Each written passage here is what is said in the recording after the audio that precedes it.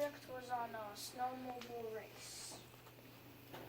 My goal is to make a snowmobile racetrack with 2 fully functioning snowmobile racers. My design and build. I designed my race with motors and friction pegs, 3M friction pegs, beams, NXTs, bushes, and more. Programming. I programmed my racers to go in an endless loop around the center. I had a problem with this because I coded it to go the wrong direction. Test. I tested this about 3 times to ensure it works. Rethink.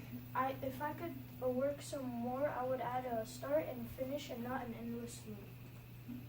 Play.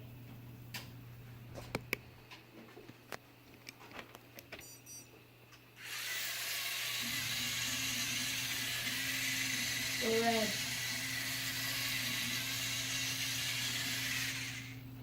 Any questions?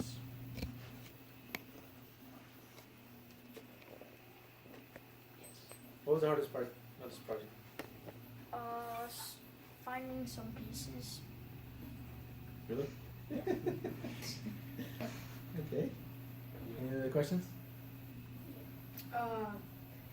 Which part did you think was harder, building it